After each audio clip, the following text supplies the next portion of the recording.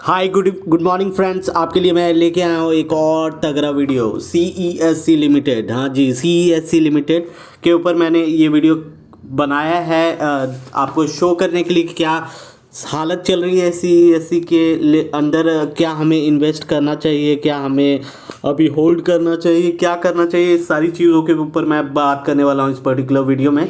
तो वीडियो में अंत तक बने रहें और चैनल पर नए हैं तो फटाफट चैनल को सब्सक्राइब करके बेल आइकन दबा करके अपने पोर्टफोलियो इसमें रख लें, जिससे कि आपको ये अपडेट्स मिलते रहेंगे। CESC लिमिटेड के करंट प्राइस पे अगर हम लोग देखें तो करेंटली जो है डिक्लाइन ही दिखाई पड़ रही है। अगर हम लोग 2018 के बाद आए तो यहाँ पे कुछ मोमेंटम दिखाई नहीं पड़ा है CESC के लिमिटेड के अंदर में। बाकी 2000 पहले से अगर बात करें हम लोग 1999 से 2018 तक पिक में रही कंपनी, वहाँ पे अच्छे खासे रिटर्न्स बना के दिए।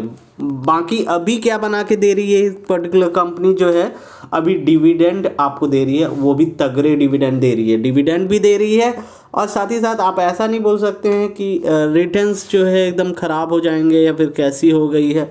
तो देखने वाली बात होगी कि क्या सिचुएशंस रहेंगे आगे के टाइम पे आने वाले समय में। मार्केट कैपिटलाइजेशन 10,000 से भी ऊपर का है, रिटर्न ऑन इक्विटी अच्छा है, डिविडेंड यील्ड सबसे अच्छा है। कंपनी का प्रॉफिट पे ध्यान दें तो प्रॉफिट के अंदर में कंसिस्टेंसी बनी हुई है। उतनी ज़्यादा प्रॉफिट जनरेट नहीं कर रही है कंपनी, यही सबसे बड़ी डिमेरिट अभी दिखाई पड़ रही है इस पर्टिकुलर स्टॉक के अंदर में। तो बहुत ज़्यादा एक्सट्रीमली वेरी वेरी गुड मैं नहीं बोल सकता हूँ कि आपको प्रॉफिट जनरेट करके दे रही है पर्टिकुलरली कंपनी, क्योंकि सितंबर क्वार्टर में सिर्फ 305 करोड़ की प्रॉफिट जनरेट करी थी। और वहाँ पे अगर रेवेन्यू की बात करें तो देखिए प्रॉफिट इतनी कम जनरेट हो रही है, रेवेन्यू कितनी ज़्यादा जनरेट हो रही है। तो बात यहाँ पे सोचने वाली बात ये होती है कि पैसे जा कहाँ रहे हैं, पैसे कहाँ जा रहे हैं।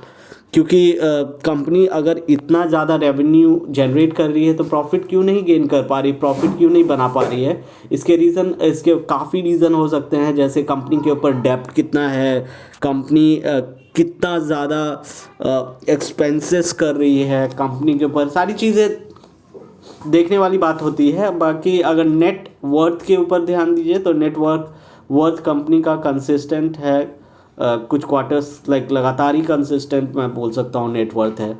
और कंपनी के अंदर जैसे मैंने बोला था कि प्रॉफिट क्यों नहीं बना पा रही है, तो वेरियस सिचुएशंस होते हैं, तो उसके ऊपर जो है कैश फ्लो को देखना बड़ा ज़रूरी होता है कि एग्जैक्टली कहाँ पैसा इनका जा रहा है।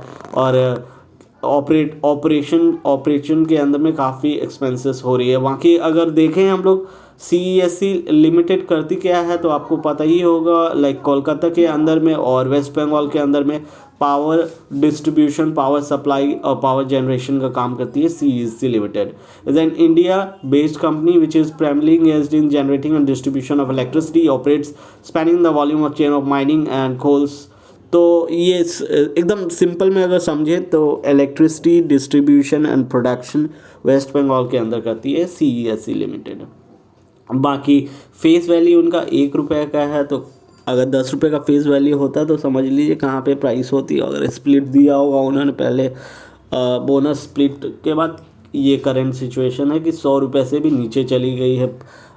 वॉल्यूम तगड़े जरूर आएंगे अगर इतनी नीचे, अगर इतनी कम प्राइस पे आपकी शेयर्स रहेगी तो वॉल्यूम तगड़े तो आएंगे ही, मगर प्राइस की मूवमेंट एकदम अच्छी नहीं दिखाई पड़ रही है। अभी भी कोशिश कर रही है ये पर्टिकुलर स्टॉक, नीचे जा रही है फिर ऊपर जा रही है फिर नीचे जा रही है, मतलब अपने प्रीवियस हाई को ब्रेक नहीं कर पा रही। देखिए यहाँ पे सपोर्ट जो बनता है 85 जैसे ही क्रॉस करता है फिर से नीचे चला जाता है।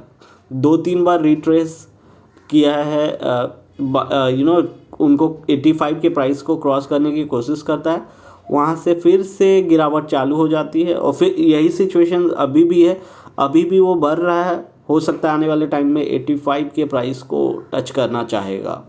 बाकी अगर नंबर्स देखें, सितंबर क्वार्टर्स के नंबर्स, सितंबर में 3913 करोड़ की सेल्स दिखाई पड़ी है और प्रॉफिट जैसे मैंने बता दिया 416 करोड़ दिखाई पड़ रही है। प्रॉफिट बिफोर टैक्स जो कि 416 करोड़ दिखाई पड़ रही है, प्रीवियस क्वार्टर से अच्छी ही दिखाई पड़ रही है, क्योंकि प्रीवियस क्वार्टर के अंदर में 359 करोड़ की प्रॉफिट बिफोर टैक्स थी। नेट प्रॉफिट के अंदर में जंप है प्रीवियस क्वार्टर के कंपैरिजन में 319 करोड़ की नेट प्रॉफिट जनरेट करी है। अर्निंग पर शेयर 2.30 और बाकी अगर स्टॉक के CAGR के ऊपर नज़र डालें तो स्टॉक को कुछ ज़्यादा वैसा कुछ परफॉर्म नहीं कर पा रहा है करेंटली 5-6 सालों में।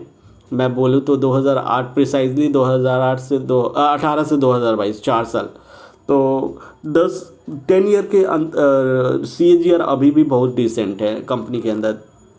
रिसेंटली 4 साल के अंदर कंपनी के अंदर गिरावट हुई है, बट हो सकता है कि आने वाले टाइम में वो पिकअप करे। बाकी प्रमोटर्स की होल्डिंग कंसिस्टेंट बनी हुई है इस पर्टिकुलर स्टॉक के अंदर। FIS ने थोड़ी सी लूज़ करी है सितंबर क्वार्टर के अंदर में, थोड़ी सी सेलिंग करी है। DIS ने बाइंग करी है और पब्लिक कंसिस्टेंट है, पब्लिक एकदम मोटिवेटेड है इस पर्टिकुलर स्टॉक को लेकर के। बाकी इस पर्टिकुलर स्टॉक के अंदर आप प्रॉपर स्टडी कर सकते हैं और अपने फिनेंशियल एडवाइज़र का सलाह लेकर के फाइनल डिसीजन ले सकते हैं। Thanks for watching.